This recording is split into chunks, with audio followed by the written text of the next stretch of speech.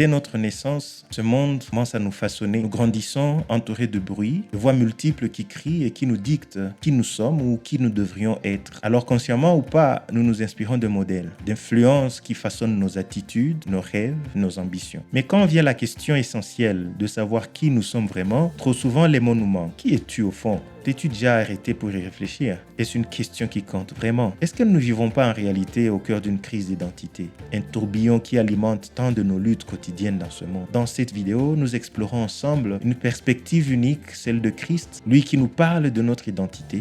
Et là, nous allons y trouver ce qu'il faut, ce qui suffit pour nos vies. Jean chapitre 15, le verset 1 et le verset 5 nous disent « Je suis le vrai cep et mon père est le vigneron. Je suis le cep, vous êtes les sarments. Celui qui demeure en moi et en qui je demeure porte beaucoup de fruits, car sans moi, vous ne pouvez rien faire. » Voici les paroles de Jésus qui nous parlent de trois entités. Jésus-Christ nous révèle trois identités différentes. Et une des identités qu'il révèle, c'est notre identité. C'est très important de savoir qui on est, afin de ne pas jouer le rôle de quelqu'un d'autre. Il ne faut pas que nous jouions le rôle du Père. Il ne faut pas que nous jouions le rôle de Jésus. Il faut que nous jouions notre rôle à nous en tant que disciples. Jésus-Christ, quand il parle à ses disciples, il leur présente trois entités. La première, c'est le Père. Et la deuxième, c'est lui-même. Et la troisième, c'est les disciples. Et il identifie le Père au vigneron et lui-même au cep et nous, les sarments. Qui est le Père? Le Père est d'abord le propriétaire. À lui appartient la vigne. Cette vie, ce monde, ce qui nous entoure,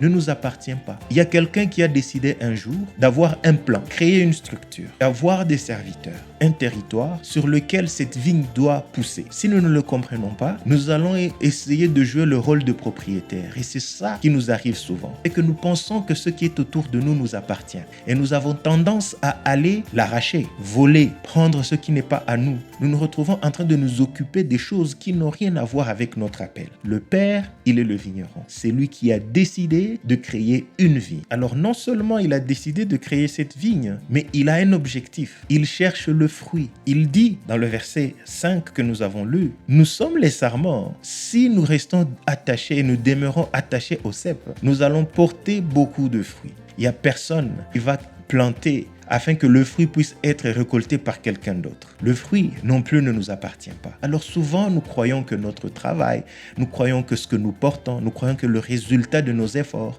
c'est à nous et ça nous appartient. Nous prenons de l'espace et nous pensons que c'est nous nous tapons la poitrine disant « We are self-made men ». Nous sommes des gens qui avons créé tout de nous-mêmes et si nous sommes là, c'est parce que nous avons su résister et faire des choses telles que personne d'autre ne les a faites. Mais non, si nous savons qui nous sommes réellement, nous ne pouvons pas nous taper la poitrine. Car il y a une raison pour laquelle nous portons le fruit. Et si nous portons le fruit, c'est parce que nous restons attachés. Je vous invite à regarder la vidéo de la fois passée où nous avons parlé de ces choses. Où nous avons dit le secret de tout faire, d'être capable de tout faire, de porter du fruit, c'est de rester attaché au cep. Alors parce que nous sommes restés attachés, il y a eu comme conséquence le fait de porter du fruit. Et ce fruit ne nous appartient pas, il appartient au Père. Et pour mieux comprendre ça, lisons ce texte de Genèse chapitre 1, le verset 26. Puis Dieu dit, faisons l'homme à notre image, selon notre ressemblance, et qu'il domine sur les poissons de la mer, sur les oiseaux du ciel, sur le bétail, sur toute la terre et sur tous les reptiles qui rampent sur la terre. Voilà le plan du vigneron, voilà le plan du Père. Depuis la Genèse, il a dit, nous allons faire quelque chose. Il a dit nous au pluriel parce qu'il y a trois personnes en Dieu. Le conseil de Dieu en lui-même, Elohim, Dieu le Père, le Fils, le Saint-Esprit. Il a dit nous allons créer une vigne. Nous allons donner à l'homme la tâche de dominer. Si tu es capable de dominer, si tu es capable d'avoir une influence, c'est parce qu'il y a quelqu'un qui t'a légué ce pouvoir. Et il est en train de rechercher quelque chose, comme nous le voyons dans le texte que nous avons lu avant, il est en train de rechercher du fruit. C'est pas pour que tu domines pour ton propre compte, c'est pas de planter pour ton propre compte, ce n'est pas de cultiver pour ton propre compte, mais c'est parce qu'il a un plan, c'est parce qu'il a créé une structure dans laquelle vous et moi nous nous retrouvons pour pouvoir le servir. Ainsi, il veut que nous portions du fruit. Ça, c'est le Père, il est le vigneron. Il dit, moi, Jésus-Christ, ce que je suis dans ce scénario, c'est que je suis le cep. Le premier verset nous a dit, je suis le vrai cep. Alors, quand il dit, je suis le vrai cep, c'est très intéressant de voir ce mot vrai. C'est que Jésus sait qu'il y a des faux ceps. Jésus sait qu'il y a des branches qui sont connectés et ont des sources, et ont de la sève qui vient des cèpes qui ne sont pas vrais, qui ne sont pas authentiques. Quel genre de fruits ce genre de sarments vont porter? Jésus lui dit, moi je suis le vrai cèpe. Je suis le cèpe original. Il est possible d'avoir des copies et souvent la contrefaçon, elle fait de telle sorte qu'il y a une ressemblance. Nous voyons ainsi Jésus-Christ dire dans Matthieu chapitre 24, le verset 5, « Car plusieurs viendront sous mon nom, disant, c'est moi qui suis le Christ. Et ils séduiront beaucoup de gens. » Voici Jésus qui dit, je suis le vrai cèpe. Et il dit, ne vous en faites pas. Plusieurs vont se présenter comme étant moi. Donc, il est important que nous sachions qui est Christ et où nous sommes attachés. Si nous sommes attachés au mauvais cèpe, si nous sommes attachés à la mauvaise source, nous vivons des crises d'identité. Parce que nous essayons de copier ce qui n'a pas été fait à notre ressemblance. Nous essayons d'occuper la place que nous ne devrions pas occuper. Parce que ce qui est en train de nous donner la substance par laquelle nous devons vivre n'est pas le vrai cèpe. Nous avons été créés pour consommer, pour nous attacher au vrai cèpe. Nous attacher à Christ, mais Christ tel qu'il est. Christ qui a été attaché à la croix, qui est enseigné dans la parole de Dieu, et non pas le Christ qui est imaginé par ceux qui le présentent tel qu'il n'est pas dans sa parole. Jésus ici, il met en garde ses disciples. Jésus ici, il leur dit, faites très attention. Je suis le cèpe, mais je suis le vrai. Mais ne vous en faites pas. Plusieurs viendront disant que c'est eux qui sont le vrai. Ne vous attachez pas à ce genre de choses. Il est possible que tu entendes Christ et que tu te poses des questions. Est-ce cela est biblique? Est-ce que c'est ce Christ-là qui a été enseigné dans la parole de Dieu? Nous avons un esprit de discernement. C'est un héritage que nous avons de la part de l'Esprit de Dieu. La Bible demande de tout recevoir, de tout prendre, mais de discerner, de ne prendre que ce qui compte. Tout est permis, mais tout n'édifie pas. Nous ne sommes pas ceux-là qui marchons dans la permission. Nous sommes ceux-là qui marchons dans l'édification. Nous sommes appelés à retenir simplement ce qui édifie, pas ce qui est permis.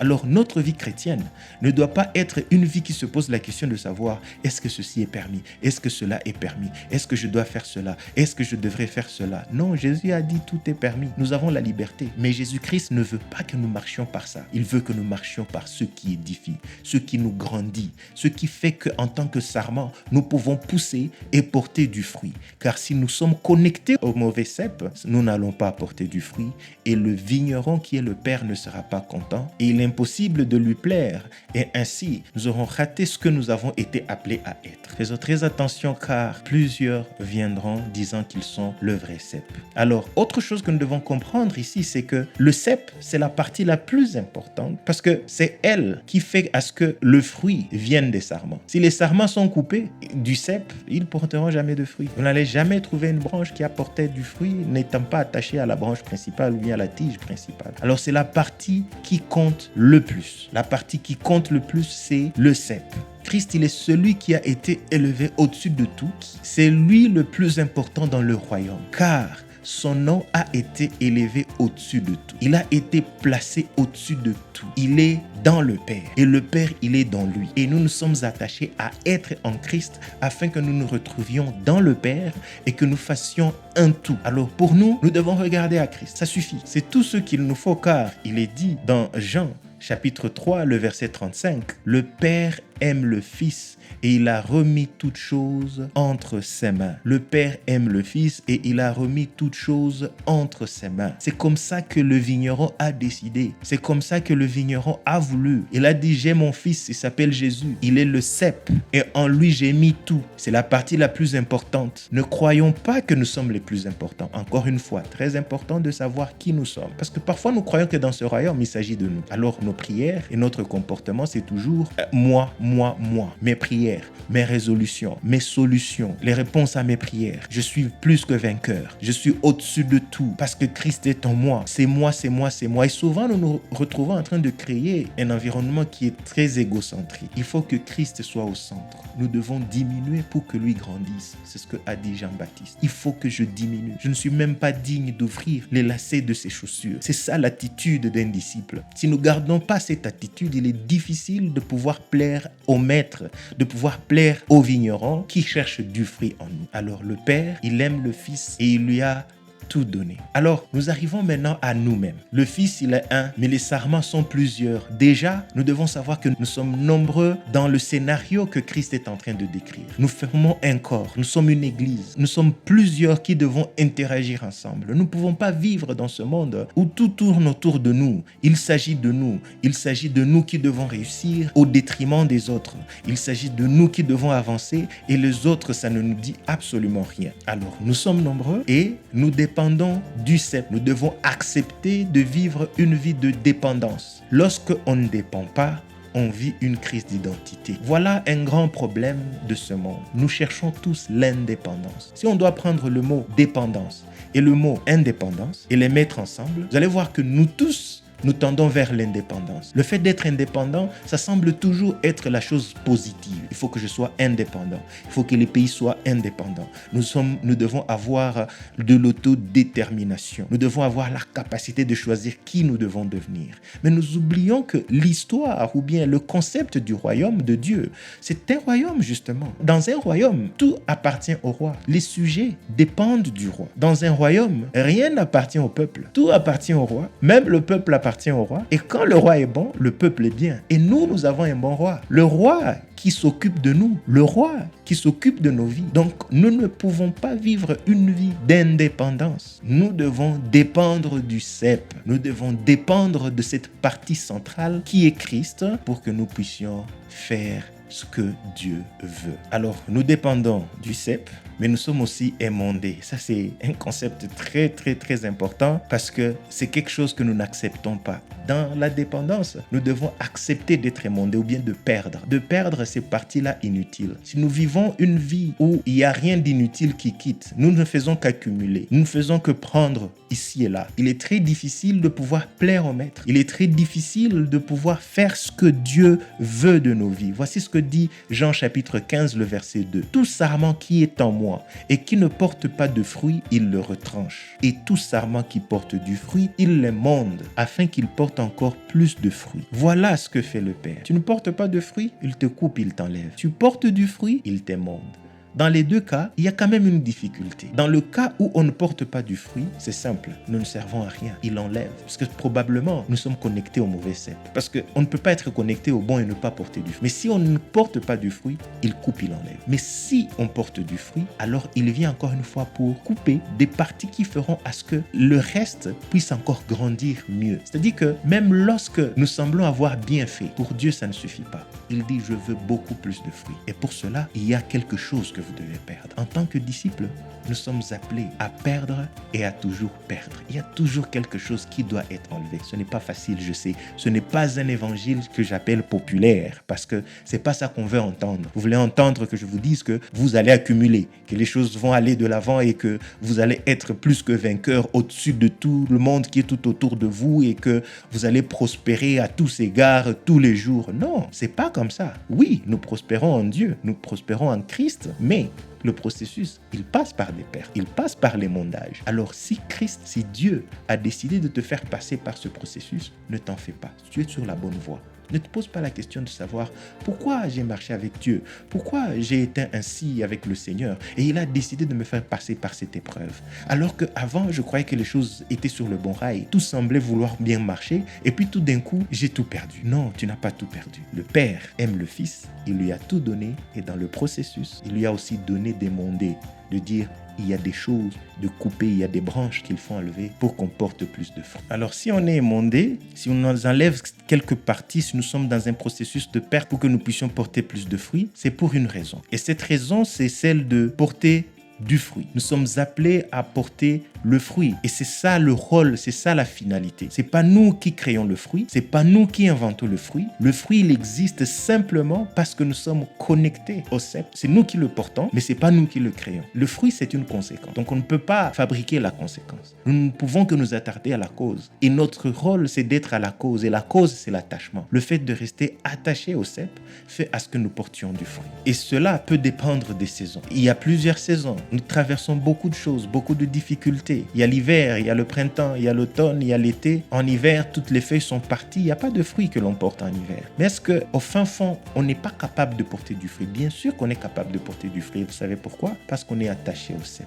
Le seul problème, c'est d'être détaché. Si on est détaché, il n'y a pas question de saison. Quelle que soit la saison, si on est détaché, on ne peut pas porter du fruit. Mais si on reste attaché au cep, on a de l'espoir de porter du fruit quand le beau temps va arriver. Et c'est ça notre rôle. Alors, attardons-nous au fait d'être attachés à Christ et cela suffira. Voici ce que j'aimerais que nous retenions de cette série. C'est que l'homme ne veut pas dépendre. Et nous venons de voir qu'il est très important de dépendre. Mais ce monde nous présente le fait que la dépendance est une mauvaise chose. L'indépendance, c'est bien. Mais dans le royaume de Dieu, les sarments dépendent du cep. L'attachement, c'est quelque chose d'incontournable. Non seulement l'homme ne veut pas dépendre, ça c'est la première leçon que nous tirons, mais c'est que le refus du Créateur conduit à quelque chose d'absurde. Le fait de refuser que le Créateur ou bien le Père, il est le propriétaire et que c'est nous qui sommes le propriétaire, ça n'a pas de sens dans ce scénario. Parce que comment le sarment va dire c'est à moi le fruit? Il n'a jamais décidé la semence, il n'a jamais décidé le sarclage, il n'a jamais décidé l'achat du terrain. Mais tout d'un coup, il est parachuté, il dit à moi appartient le fruit. Non, c'est absurde. Laissons le fruit à qui il appartient. En ce qui nous concerne, nous vivons pour la gloire de Dieu. Nous vivons pour porter ce fruit. C'est ça. Ce n'est que ça notre rôle. C'est de porter le fruit, mais pas de le fabriquer. De rester attaché au cep. C'est ce que Jésus-Christ a dit. Si vous restez attaché, si vous demeurez à moi et que moi je demeure en vous, vous allez porter beaucoup de fruits. Et enfin, il y a quelque chose de très glorieux, c'est que Dieu décide de nous faire participer à son œuvre. C'est ça son amour envers nous, les sarments. Nous ne sommes pas seulement que des outils. Il aurait pu mettre le fruit sur lui-même. Il aurait pu mettre le fruit sur le cep. Mais il a décidé de mettre ça sur les sarments. Sur quelque chose qui va toujours dépendre d'autre chose, il dit je vais tirer ce qui est important de là. C'est-à-dire que Dieu a quand même mis quelque chose en péril pour lui. Il a dit je vais mettre ça sur des hommes, sur des gens qui ne sont pas fiables, qui ont fini par pécher, qui n'ont pas suivi tout ce que je leur ai dit. Mais tout de même, parce que je les aime, je vais leur faire porter le fruit et c'est ça que je recherche. C'est une grâce de porter du fruit pour le Père. Alors, voici ce que je voulais vous partager en ce jour. C'est que nous sommes les sarments. Jésus-Christ, il est le cep. C'est ça notre identité. Le Père, il est le vigneron. Gardons notre place. Jouons notre rôle. Attardons-nous simplement au fait d'être attachés à Christ. C'est là que notre identité va se révéler. C'est là que nous n'allons pas porter des fardeaux inutiles dans cette vie. Et c'est là que nous serons heureux et que nous traverserons ce monde avec toute la joie possible et que quand viendra le temps, le Père va nous rémunérer en disant « Venez, vous qui êtes fidèles serviteurs et héritez le royaume des cieux. » Que Dieu vous bénisse et à très bientôt.